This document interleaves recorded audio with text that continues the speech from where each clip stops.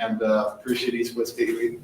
Let me use the 1STL lab to talk about stormwater and water quality and things you can do to help the environment.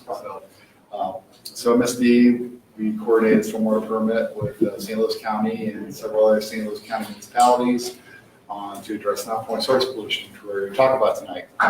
And so I have a lot of materials here that you can take away, hopefully learn something about things you can do, pass on to your trade associations or your company, other organizations, communities, ways you can help reduce non-point source pollution and improve water quality in our St. Louis area. So I'm going to kind of talk about some stormwater challenges, a little background about the MS4 program. A lot of you probably heard a lot of what I'm going to say here tonight already, so it might be a little repeat, maybe a few new things. Things you can do, then we'll take some questions at the end. So just a little bit about MSD, a little review background. So we're kind of basically two utilities in one. We do cover wastewater, sanitary wastewater, and stormwater collection. So, we have about a 525 square mile area we take care of. Nearly 1.3 million customers, 9 municipalities we serve in St. Louis County, plus St. Louis City. We have 7 large treatment plants. We're treating about 350 million gallons per day treated wastewater. The way to kind of really put that in perspective, think of Busch Stadium, fill up the top. It's like a big bowl. It's a lot of wastewater. We have 4,700 miles of sanitary sewers, nearly 1,800 miles of combined sewer system, which we'll talk about that a little bit. 3,000 miles of stormwater sewers. And we are the 4th largest sewer district in the country, actually, New York, LA, Chicago, which is really challenging for us, okay? Because, those other 3 cities, they have, they're more dense, they have a higher population, smaller area. Well, MSD, we're the opposite. We have less population, larger area. So it's a challenge for us, especially collecting rates, but I think we do a pretty good job. So I mentioned the combined sewer system. So what is that? So that's here. Years ago, a long time ago, hundreds of years ago, when they started at least getting water off properties, is they built everything in one pipe. So if you had a house back in the day, which you're still in St. Louis City, everything from inside your house, you flush down toilets, kitchen sinks, gets mixed with what comes off your roof, impervious areas, sidewalks, and driveways. It goes on one pipe, goes to a treatment plant. Okay, that's a challenge for MSD because obviously when it rains, that can increase our capacity to handle the water. Separate storm sewer systems, what we really want to see how systems are designed nowadays, where it's everything from inside the property, inside the home, it goes to a treatment plant versus everything that's stormwater runoff from roofs, driveways, impervious areas, goes to a creek or stream, untreated where it should go. So kind of roughly where are those designated areas at? Well, here's the combined sewer system, most of St. Louis City, some of the smaller municipalities, and then the purple here is all the separate storm sewer system. So, and then what's happening, the problem with the outdated combined sewer system is, well, on a nice sunny day, we have your downspouts, nothing coming down downspouts, or a little bit of rain, or from the inside of the building, goes to the treatment plant, okay? But when it rains a lot, which, we have some heavy rainfalls around here, everything from the impervious areas gets mixed with sanitary wastewater inside, and we have overflows that occur. So under a program called Project Clear, that's what we're doing to remove those. We're required by EPA over the next 30 years to remove all these overflows. Because what's happening is everything, from inside the building, wastewater, bacteria, things like that, E. coli is getting mixed in our creeks and streams, causing water quality problems. So I like this picture right here. This is a picture of snow piled up from shoveling and from just from the streets. Look at the pollution there. So you can see it's pretty black, pretty nasty looking. And so I want to go into next to talk about some of the pollutants in stormwater runoff. Well, sediment, from a lot of construction activities, it makes the water turbid. Fish can't find their food, it settles out, sediment, dirt, and bottom, fish can't find fish eggs. That's a big problem for the environment. Bacteria, well, I don't need to explain that, where it's coming from. A lot of pets we have, we don't think for pet waste. Septic tanks. So there's probably nearly 7,000 septic tanks probably in the MSC service area, bordering most of the Merrimack, Missouri, and Mississippi River. And a lot of those are old, very old systems, outdated. Leach fields are failing, and there's probably leaking, sewage going to our creeks and streams. Yeah, but out of that, in addition, I think new septic systems still can be a challenge because new systems, they require more maintenance. So if a homeowner moves in a home or a homeowner sells a home, new property owner moves in, they may not know how to take care of it. So they could fail as well.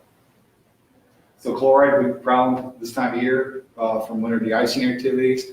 Obviously we still have to put salt down, right? We have to keep the roads safe. We have to be safe out there on the roads. But it's causing the problems in creeks and streams. Kind of like for our bodies, too much salt for our hearts is bad. Same thing for the environment. So we see a lot of chloride, excess chloride out there.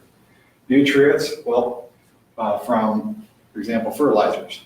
Too much fertilizer application causes a problem. Not following the instructions, that can be a big problem. Nutrients also from farming activities, agricultural. Trash, huge problem for us in the area.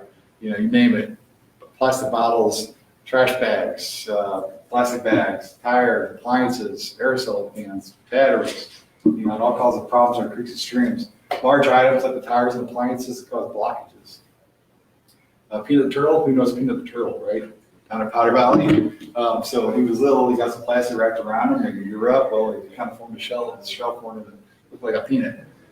So he's about 18 years old now, doing well at Powder Valley, but just an example of what can happen to the animal life in our habitats and our creeks and streams. For too much trash, illegal dumping and littering. Fog, fats, oil, and greases. So why does that cause a problem? People even still dump that in our sanitary sewer systems. Well, it's going to back up in your plumbing system, in the MSD plumbing system, sewer system, and then it's going to cause a blockage. And then there's going to be sewage coming out of our manholes, and it's going to rain, perhaps, and it'll wash that sewage into the environment. So that could be a big problem there. So how to handle that. Metals, organics, anything from household hazardous waste to, a lot of industries out there, automotive, dealers, property management facilities, big box stores, anything out there can cause a lot of problems causing metals or organics. So, so the things we have, what is all this doing to our environment? Well, it's causing us to have several impaired streams in our area. An impaired stream is what you call a stream when it's not meeting water quality standards. The EPA, the state of Missouri, has listed water quality limits for several chemicals, metals, and organics.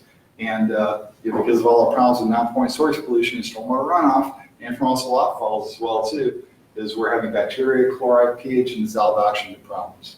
Okay, so what's going to happen next is if things like our MS4 program, things we're doing, best management practices don't help, we're going to have what's called total maximum daily loads, TMDLs. Okay, that's going to be what's called like a pollutant diet plan for creeks and streams. We already been issued we have issued 9 TMDLs, 6 have been approved by EPA right now, and this is going to be additional requirements to impose on the area, and perhaps it's going to increase rates.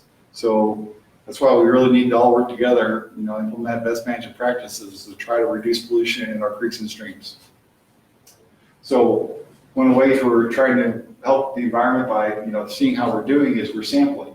So this is our service area here, again, bordered primarily by the Missouri River, Mississippi River, and the Merrimack River down south, 550 square miles. There are 1,500 miles of creeks and streams within here, open channels, and we're sampling 34 locations right now with these parameters here and other pollutants, trying to, over time, collect monthly samples and then see how we're doing over time for reducing those concentrations. Another way we look at the impacts on the environment is fish diversity. So what this graph represents here is the number of fish diversity, and then several creeks and streams within the St. Louis area, in the immediate St. Louis area. These two here, like the Bar Creek and Fox, that's kind of out the MSP primary area where it's rural, not as much development. Look at the number of fish diversity, so it's pretty big. So it's a good way to tell the impact on water quality. So this is what's called the 303D list. This is what EPA maintains. It's a list of all that's updated every 2 years, showing impaired streams and what they're not meeting and the parameters they're not meeting. So these are several in our area here, about 25 or so, showing E. coli and chloride and the other pollutants, what they're impaired for. So it's quite a bit. And usually the impaired sections will be like from the confluence where they join the main river, usually a mile and a half, 2 miles, and upstream from there. And so what's happening is everything from the watersheds are in these areas, and and pretty bad. A lot of these areas too, yes, there are outfalls, overflows. MSD, we're addressing those through Project Clear, removing those outfalls, but some of these are not, like Fish Pot Creek, there's no outfalls on that. And we got problems with bacteria and chloride. So it's definitely saying it's not point source pollution as part of the plan as well too. So the TMDL process, just to go a little more about that, is it's basically, it's kind of a flow chart, where you're at. It's basically develop your strategy, and then, you assess your water, determine your perception, so you go through this whole process, and then you write the diet plan, and then you submit the DNR, how you're gonna fix that problem. We're actually right now, it's under our stormwater permit right now, we have to submit what's called ARAC plans, Attainment Requirements Action Plans. And our first one's to address bacteria in Watkins, cold water, Creve Coeur, Kiefer, and I think it's in Fish Pot. They're due June of next year. So we have to develop these plans, how we're going to address this TMDLs to try to get improve our water quality. So just a little bit more regulatory background here, where the stormwater phase 2 regulations come from. Well, it's by EPA, and so Clean Water Act was, when that came out in 1972, that primarily addressed sanitary wastewater. So up in 1987, when the Clean Water Act was amended, they addressed stormwater. And they rolled out 2 phases, phase 1, phase 2. Phase 1, large cities. Phase 2, smaller communities. Well, San Luis City, you think that was over 100,000 people population in phase 1 regulations. Well, guess what? It didn't impact San Luis City. Why? Combined sewer system, loophole, donut hole, exempt. So didn't have to touch it. 1999, when phase 2 regulations come out, well, San Luis City is still exempt because of the combined sewer system. However, unincorporated St. Louis County and 60 other municipalities in St. Louis County with a population of 10,000 people or 1,000 people or more per square mile, the regulations impacted. So when the rule came out, we got a permit, and so MSD worked with got the other municipalities and said, well, let's take what's called a co-permittee option. Let's work together. Since all our watersheds and creeks and streams intertwine, and so we all agreed to take a co-permittee option, formed a co-permittee group, submitted an application, and we got our first permit in 2003. So right now we are in a third permit, and there's a few stormwater plans up here. So how we apply a permit is you have to develop a stormwater management plan, and then you develop best management practices, and to address 6 minimum control measures from public education outreach, public involvement participation, illicit discharges, construction site, stormwater runoff, post-construction stormwater runoff, and municipal operations, pollution prevention. And we're going to go through each one of those. So who does what? Well, MSD, we actually do most of the work. We take that on. And then the co-committees, the 60 municipalities are responsible for some of the other things. So MSD, we kind of take the drive on the education outreach. We all work together, public education involvement on that. Illicit discharges MSD, we are surveying walking creeks and streams, looking for illicit discharges. Construction site stormwater runoff, that's MSD. We're not doing that one because we don't do development. So that's where the cities come in. Post-construction stormwater runoff, we develop the design rules for putting in rain gardens, pollution prevention, good housekeeping. Well, we have operations just like cities do. So what you can do under each one of these minimum control measures, MCMs. So I like to go through each one of these. So, commercial sources, for example, things you do, whether you're a restaurant owner or, homeowner, or you're an industry, automotive dealership or anything, basic things, these are simple things you can do to reduce pollution. Sweep and litter, trash, keep your dumpster lids closed, store chemicals inside, undercover, be prepared for spill incidents. That's one thing, you should always have a spill kit. If you have a fueling station or you're a construction site that has a fueling tank there, these are all things you could do. Be prepared for that. Clean out grease traps between them if you're a restaurant owner. That's important. So again, because if there's gonna be a problem, grease getting through the system is gonna cause a blockage. Automotive, wash vehicles inside undercover, use all water separated sanitary sewer system, properly dispose of oil and chemicals. So animals, like let's say if you're a property manager, over, those apartments, complexes. Pet waste signs and stations would be good to have. Tell people to pick up their pet waste, bag it, throw away the trash. So you pick it up because it's going to rain, so then carry that bacteria to a creek or stream. But I don't know how many, you see the nice tailored, nice prune, looking ponds with the nice trimmed short grass around all the ponds and everything. Well, what do you see there? Canadian geese, right? They like that. So they like the areas where there's no grass, no native plants, because they don't have to worry about predators. Well, where the geese, there's geese poop. So, and when it rains, they carry that material right to the waterways. Consider there should be some vegetative buffers. Lawn yard management, whether you're commercial or residential. Follow the application instructions for fertilizers. Very important. Consider growing your grass higher. There's no need to cut it short. Properly stored materials, fertilizers, herbicides, pesticides. Plant native plants. A lot of people don't like that, I know, but that's one thing we're really pushing, MSD, is native plants. And a lot of organizations are doing that. And deep root systems really keep the soil loose and active, make the soil act like a sponge. Winter de-icing activities. So whether you're, again, home, shoveling your driveway, putting on salt, whatever, shovel first, don't over apply. Typically a cup, can cover 1,000 square foot area of salt in your home. And consider alternative chemicals, if you're a large property owner or a commercial facility owner, using brine.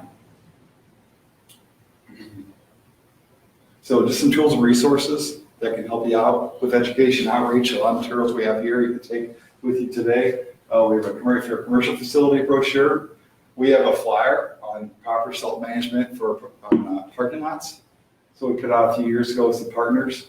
Has a couple of information, so a table in here of just some basic application rates, salt storage, and this can save you money too.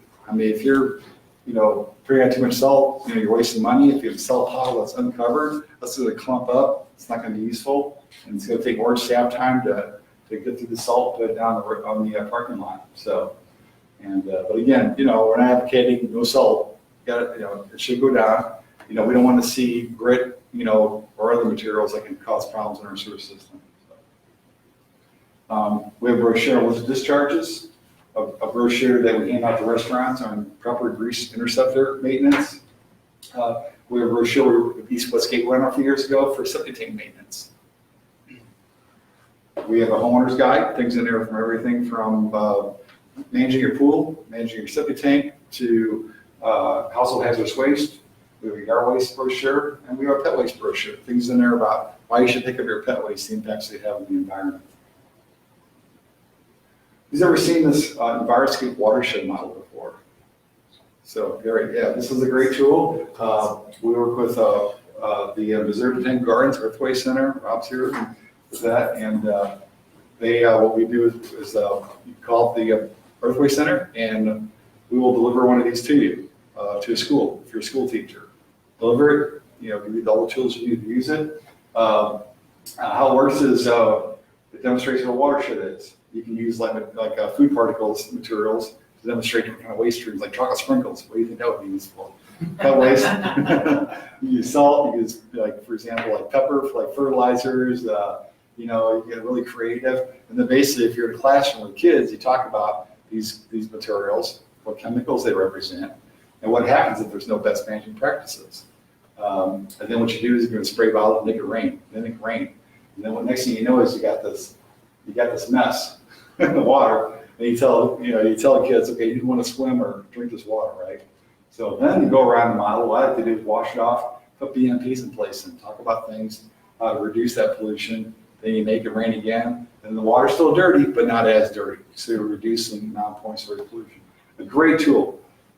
We have a lot of teachers that are using it every year. We have a target to at least get 50 presentations done per year. I know we're blown out of the water. This is a picture from Hazelwood School District, a teacher using it.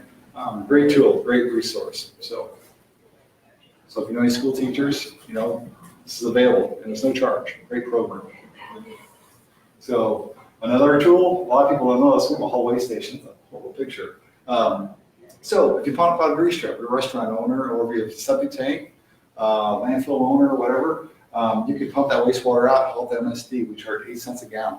So it's a great program, pretty cheap. Again, it benefits us to run this program because, we're helping companies and facilities keeping waste out of the sewer system, or from illegal dumping of litter. So, and we get about, 50 million gallons a year of whole wastewater. So where does it go? It goes right in the treatment plant. So this is a Bissell plant, or Wetch's treatment plant, just north of downtown here. We have a 4-bay station. So, and I kind of like it because actually I helped design it back in 1996. I saw the first truck come in. It's still open today, and and mixed in with our wastewater. So, about 10 years ago, we toured around with fuel prices are so high. We have people come to us. What about grease traps? Can we somehow separate that, turn that into fuel? And we actually tested the material coming in. It actually did have a valuable BTU number, but it's just like we have to build a storage tank for it to keep it warm, heat it. And a lot of the waste that comes in is mixed loads too. So my septic tank waste, kind of problematic. Well, things change, and gas got a little cheaper anyway. But you never know, maybe someday. Also save money. So we have what's called MSD as a return factor program. If you're not aware of this, or if you know anybody that has a business, whether it's a golf course, a bottler, or anything else, obviously your sewer bills are based on the water you consume. So if you have a cooling tower at your facility, or you're making something, you have a golf course, irrigation, you want to get credit for that. So make sure you apply for that in our RF program, our return factor program. There's a brochure again on that, how to apply for that, get information on that. A lot of companies don't know about it. It's amazing, but obviously that's how your sewer bills are based, is on your water consumption. And we've had some companies come to us and said, gosh, yeah, we want some money back. Today we've been in business for years and years and years. So we try to promote it. It's on our website. We have brochures. But anyway, it's a great program. So we have some new PSAs we developed. It's Tim Zell with Fox 2 News. So I'm going to show you a couple of some of our new PSAs we're putting on social media. They're kind of neat to do some more education and outreach. So here it comes in. Hold it right there, pal. Who are you? I'm MSD Sewer Patrol. I've never heard of that before. It's small talk to one person. Anyway, those grass clippings are going straight into creeks and streams. That's not right here. That can cause blockage, erosion, and pollution. It's damaging to property and fish and other natural habitat. Instead, leave the grass clippings in your lawn to help fortify the grass. Or bag them up. Leave the right when you got a sport. And always, throw any clippings away from our storm drain. Hey, that's my girlfriend. Thanks, Sewer Patrol. Hey, no problem. It's up to all of us to make sure yard waste gets put in its proper place. For more information, go to stlmsd.com. Oh, I took a shot at. So kind of corny, but you remember, right? I'll show you the other one we just had. We actually got this, we filmed this one on winter de-icing. Just last week or the week, we had one of the week after when it snowed. Tis the season for sibling rivalry. Bring your season's best winter sibling. MSD Sewer Patrol here, reminding you this winter to take it easy on the salt. Salt on top of snow is a no-no. Try shoveling first. Too much salt ends up in our creeks and streams, causing pollution, damaging our property, fish, and other natural habitat. You wouldn't do this to your food, would you? So why are you doing it to your driveway? Go to stlmsd.com for more information. Hey, let's shake it more stupid. So anyway, these are all things we're trying to do. Fun ways to get people to try to improve the environment. But anyway, I encourage you to go to our website. We have a link on our website at stlmsd.com, where you can go to your MSD. That's our social media. The term is your MSD, and Facebook, YouTube, and all the other ones, and then you go there and share them. So great tools. So let's go to the next one: public involvement participation. This is more areas where you get involved. Place inlet markers. You see these inlet markers out in the inlets. So it's a great event for kids, for anybody. This is another program we partner with Earthquake Center on, where they're out, working with schools, trying to get these out. We target to get about 500 of these installed every year out in our streets. And I think we get about 20,000 of these put down since 2004 or 5 when we started putting these down. And just using adhesive, you put it down, hold it down. Obviously, right now it's a little too cold to do it for it to be effective. But yeah, it's a great tool. It's a great education part to tell people, not to dump in our inlets. So, but again, great for kids, great for adults. Do it in your neighborhood. Saturday morning thing to do, right?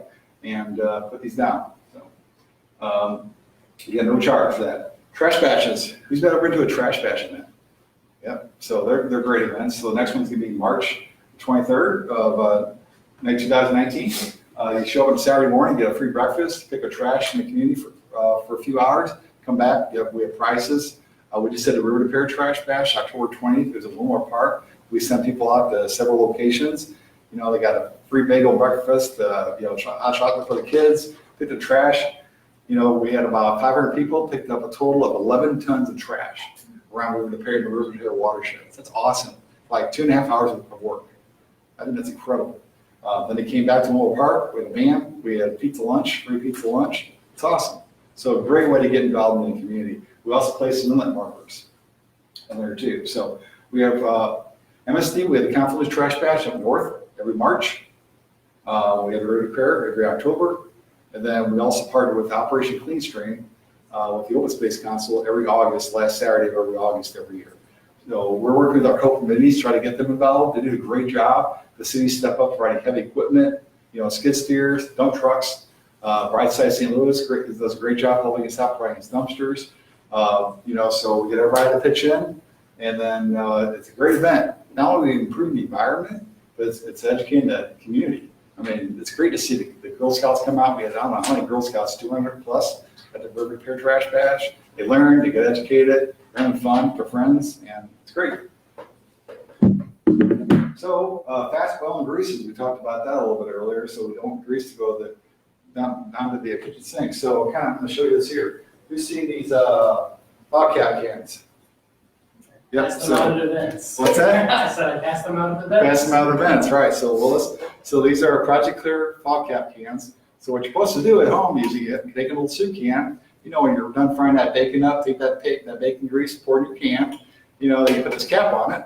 Put it in the fridge. Next bacon fry, you can take it out, add some more grease to it, put your cap back on, put it in the fridge. The next thing you know is you're going to have your, this filled up, right? You take this off and solidify it, throw it in a trash can, start a new can. So, or if you have a cat, I guess you can put this in for cat can food too. So, it's a ridged here, silver size cans. So, I encourage you to take some of these home today with you. You can always go by our main office on Market Street and, come by. We have a box there all the time. Pick up as many as you need. So, it's a great little tool. So we really pushed that a lot last week with Thanksgiving. So that's a big deal. So we're really think too about our education outreach. We try to be, our timing is critical. We're trying to hit Thanksgiving, the fog.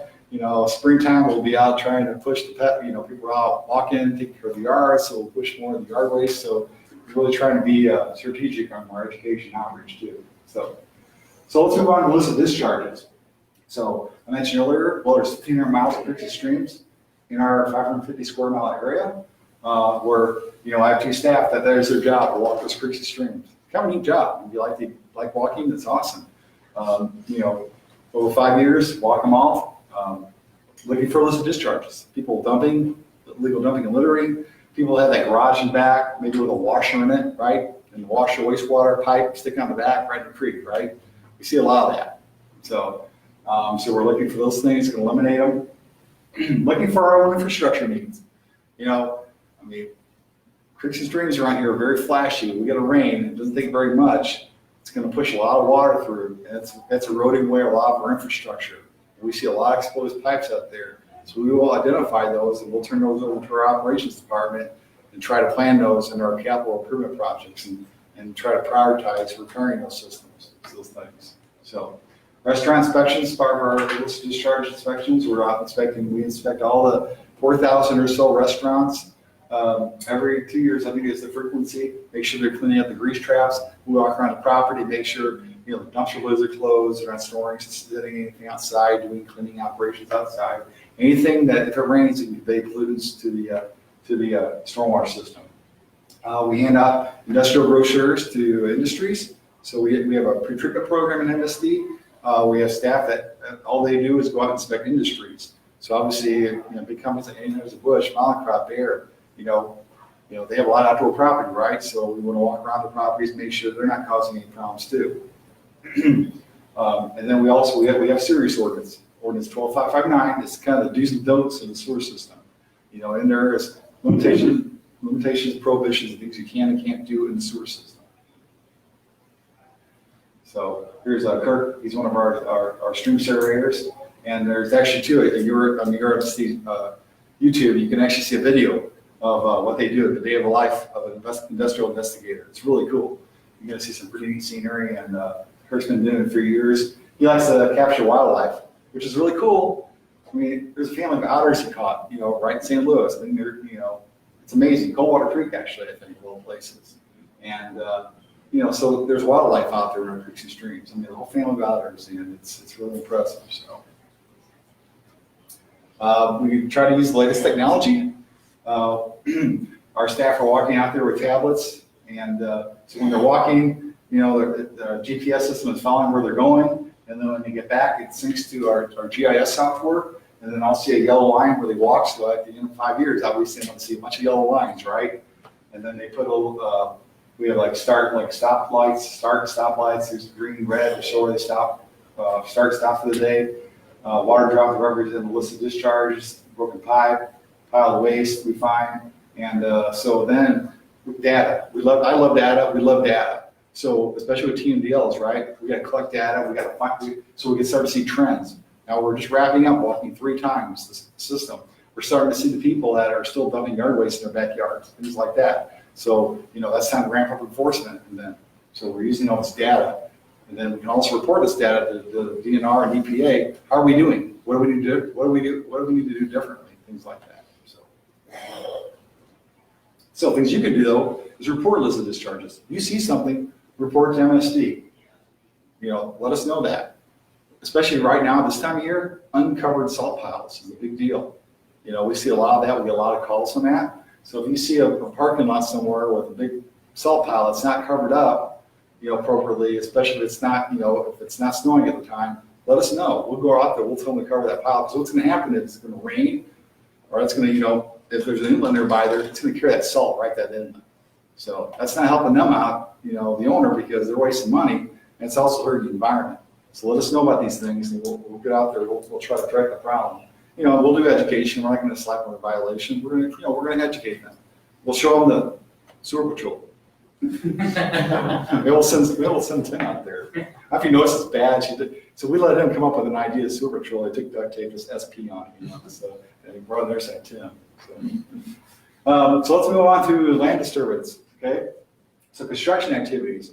So if you're developing land greater than 1 acre, you have to get a state permit for new land development, but you have to also, if you're within the co-permittee area, you have to get an approval through them.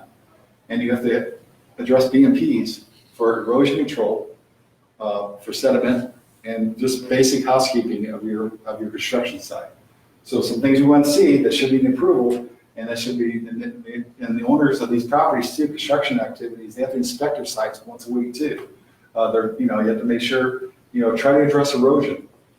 The best BMP out there for construction sites is try to cover up the dirt right away. Sod, vegetated strips, put down hydroseeding activities going on right here. All these different BMPs here, tree preservation, try to preserve trees where you can. Anything to kind of spread the water out, slow it down, soak it in the ground is best, rather than carry that sediment off the construction site. So sediment control BMPs, these are things you might see more like if you see a construction site, you might see a wall around an inlet here. You might see sediment fences, check dams, inlet protection, construction exits. A big problem we see is, there's all these BMPs in place, but then the truck rolls off the property and carries all the road, all the mud on its tires, right? So we want to see those rumble strips in place, things like that. Again, if you see something, you could be our eyes, you could be the sewer patrol. If you see a bunch of mud on a road for construction site, call MSD, call us up. Call the municipality up. Let them know what you're seeing, because they'll address it. We will address it. We want to, again, because if it's going to rain, it's going to carry that mud right to an inlet that's causing sediment problems in our creeks and streams. So housekeeping BMPs, just everything from concrete washout water, for example. So we want people to know the concrete washout water on the property, contain it, soak it in the ground. That's the big problem. So, and there's different ways we can do this. I think it's pretty hard. I train the cities every year on BMPs of land construction sites because DNR calls us a lot on this. See a lot of people dumping out their concrete trucks somewhere like in an inlet somewhere, causing problems. Well, that's also going to cause problems with our infrastructure. Concrete's going to harden perhaps over time. It's a big job. It causes problems. So, it's this guy right here washing out a wheelbarrow from maybe a strong construction site. Is this okay? What do you think about that? There's a river back there. Right here? Well, Yeah. right. So do a buffer here. Small job, that might be acceptable. If it's a small concrete job, wash on site, let it soak in the ground, it might be okay. Now, if it's somewhere only like a do with a nice yard grass, the homeowner may not like that. So you might need to do something like this. Put a cardboard box out, put a liner in it. There's this company that makes these, put in a pallet, and you can actually add a coagulant. It'll actually harden with the water, and then you can put all this in a dumpster and then just check with the hauler, make sure it's okay to put in a local dumpster. So, again, this guy right here, he's washing out a chute on the ground. Now, perhaps this might be okay. If there's no inlet nearby there, if the water just soaks in the ground, that's okay. Even like concrete debris, the county says it's okay to bury concrete debris. It has to be at least 1.5 feet from the ground. So, according to county code. So, but we get dinged on this a lot. A lot of calls from DNR on this, and that's why we got to send people out there to try to address the problem. So,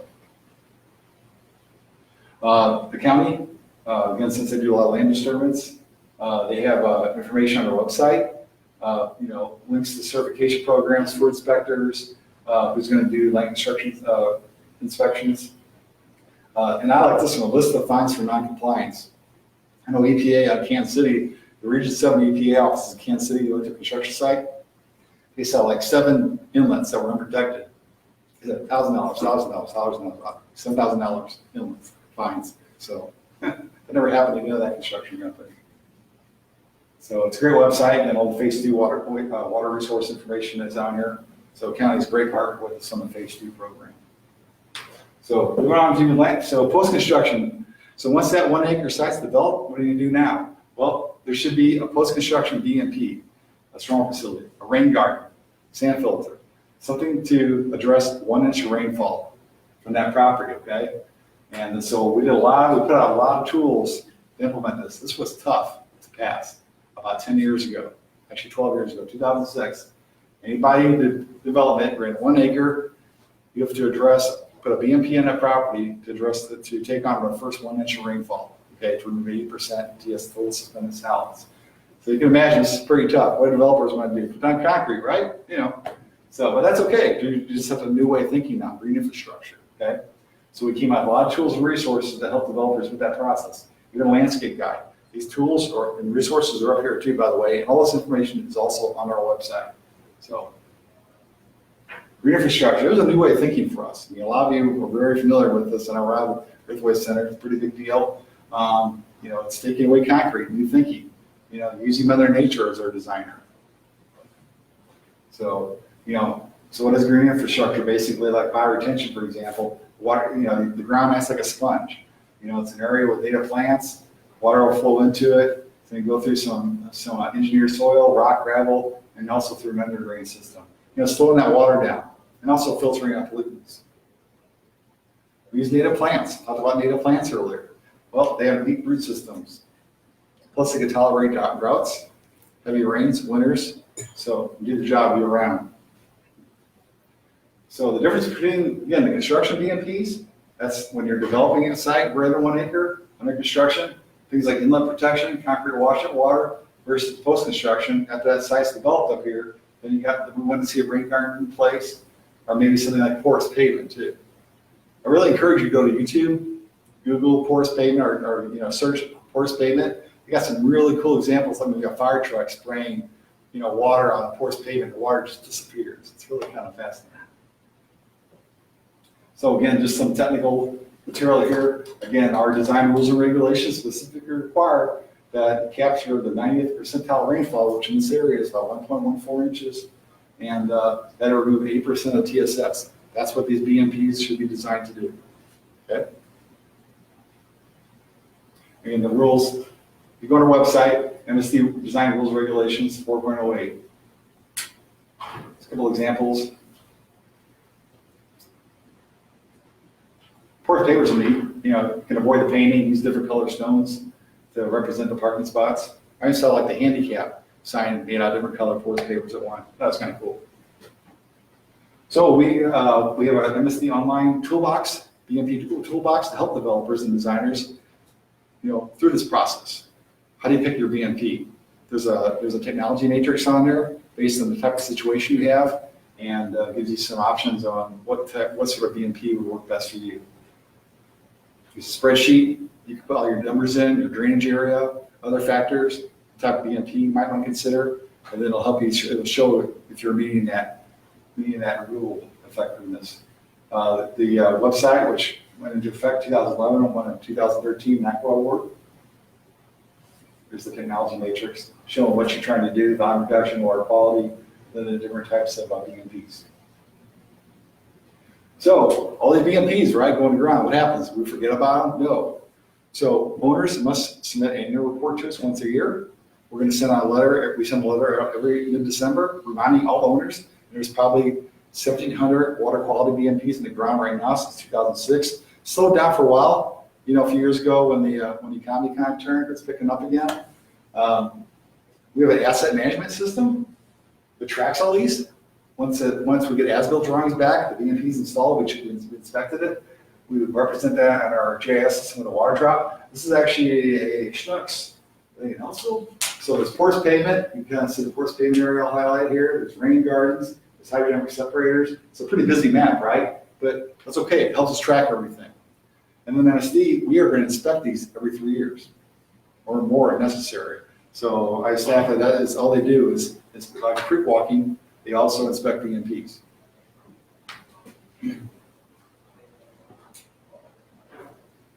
So we have a series of brochures to help owners.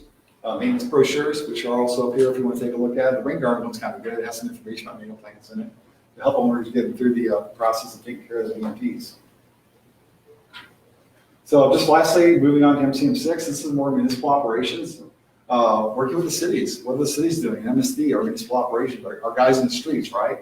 Well, we want them to do things too, to make sure that they're reducing pollution because they're out doing the work a lot of sites. And they're putting the salt down the roads, things like that. So, we developed a template manual for cities that identify all their operations in it, everything from vehicle maintenance, washing, to how to handle their parks, their golf courses, all the materials, fertilizers of the golf courses. They have pet waste signs. We want to see pet waste signs in all their parks, things like that. Pick up your pet waste. We do training. This is the training I mentioned earlier, once a year actually. My next one will be this Thursday out at Maryland Heights. We got probably 300 of the municipal co-community workers at these training. So salt. I mentioned that we train the city on salt. So again, I like data. We like data. We started tracking salt usage from the cities back in 2008 and 9 winter season. And what we ask cities to do is on a form, or also by automatic equipment, which a lot of trucks do, is they track storm events. And then really kind of look at these two rows, storm events and the pounds per lane mile of salt going down the roads. Look where we're at first, 768. This is the average pounds per lane mile application rate from cities. It's gone down every year, despite, different number of storm events. This is good. How do I know it's good? Because we are tracking chloride in a number of our creeks and streams, and this is a straight historical trend line going down. So we're still seeing those peaks. I mean, sometimes we still see concentrations in their salt water or in their seawater, which is like 30,000 parts per million. We do see some that get pretty high. But I'm optimistic by training, by tracking, by monitoring, is, hopefully we can turn things around to avoid TMDLs, right? We need more data. I mean, I know this is a lot of data. One of the things I know that's helping improve numbers is just better tracking, cities doing a better job reporting, but, I'm optimistic. We're going to see some more improvements. So we're always telling the cities of training opportunities. Missouri Local Technical Assistance Program. And this is free to anybody, really. They can attend these events on winter and ice control, snow and ice control. So there's one in the Pear that hosts every year. There's one December 12th in Neosho, Missouri. I think that's south of Kansas City, I think, at the other end of the state. So this is a neat project. A lot of you probably know Danielle Hake, right? So with Stream Teamers, she's actually, for her PhD, working on a project of brine versus rock salt. You know, is brine better? So brine is basically a saltwater concentration. 23% is the magic number. We're putting down, you see the trucks out there now before a storm event. You see the white streaks on the road, that's brine they're putting down before a snow event. You know, what's the benefits of that? Is it working? And how much salt reduction are they doing? So then you'll get a grant for EPA, which we need MSD. We kind of picked out several communities that are neighboring each other. One uses rock salt, one uses brine, very similar watersheds and these pipe sheds in these areas. And then you've got monitors in the inlets. And then, you know, got thousands of data sets collecting brine and rock salt over the last few years. You know, are the roads still safe using brine? And how much reduction is there, you know, in salt? Well, there is. She's got a lot of data here showing that there's a big difference keeping the road safe using less salt. You know, this is a win-win for cities because they're going to save money. If they see things like this, they're going to go to brine because they're saving money, right? So a lot more data. She's still working on some of this information yet. We're still kind of going through it a little bit. But there's some of the communities, like for example, like Rock Hill, Western Rose, Baldwin, Jennings versus Ferguson, so all these different areas. And but it's a really neat report. So I do encourage you for you to, it's another handout here, lots of handouts. So she kind of put together a report so far, what she found, with some data in it. So it's pretty good. She's hoping to get it published in some articles, some magazines soon too, once everything gets all put together. So information about Project Clear. Everybody know what Project Clear is? Yep. So that's our big, you know, $4.5 billion project over 30 years to eliminate our outfalls to the creeks and streams. So Project Clear SDL is our website, and so grants. So actually, Rob Kennedy's here with Earthway Center because they are managing our grants program. Getting questions about trying to apply for a grant for putting in green infrastructure within a focus area. You go to a map, you put your address in, primarily around the city, out there around the area, put your address in, and it'll tell you if you're within the focus area, and you get to see if you're available for a grant. Grants are open now, I guess, every year. There's what's called a small grant program, a large scale grant program, small grants for residential, larger for commercial facilities. And, you know, it's great. You can get, what, 75% reimbursement? For the small grants, it's 100%. 100% small grants. $3,000. Yep. So, you know, you get free landscaping. So, but anyway, so it's a great program. But just, again, the objective is to encourage landscaping techniques. So, just some examples of so the school will be under a large scale, church. So that's all I have. That's a lot of information I covered, but any questions or comments? You had mentioned the asset tracking or asset management system. Yes. So is that for just the sites that are greater than 1 acre that you have tracking? Or does that include other, say, kind of landscaping type projects, like that might be on infrastructure or just? Yes, it is. I know MSD, we're tracking our green infrastructure projects that we report to under the CD, and other projects that are required, you know, for water quality management. There might be some smaller ones in there, but yeah, primarily they're just for the greater than 1 acre. Yeah, I was wondering, you know, just projects like, you know, South Grand that has porous sidewalks, porous concrete on sidewalks, or there's other sites that are tracked. So that's not good. Those more voluntary type projects, so the Great Streets Initiative, for example, yeah, those there. Yeah, they're more voluntary type projects. We don't know about them, or we know about them, we approve them, but we don't put them in the system because they're not for tracking purposes. They won't go in there. So, but oh, great. I mean, I'm trying to use GIS more and more and more because I'd like to see everything in there. It's kind of limited what you can put in there because then you, again, we can really tell that watershed story. I'm hoping over time what's happening where compared to TMDLs and compared to streams, things like that. So, but yeah, so basically, it's our GIS system working with our what's called Maximo. That's our asset management system. I mean, it tracks everything from large development project down to a water valve of our treatment plants. You know, all our assets down to our cars, fleets, vehicles, everything. Everything's tied to a work order. Anything else? Okay. Well, thanks for coming, everybody. I appreciate it. And again, feel free to take some information here home with you. Everything's on our website. We have here. Think about ways you can share this information at home in your community. What you can do. So a lot of good information can help the environment. Thanks. Thank you.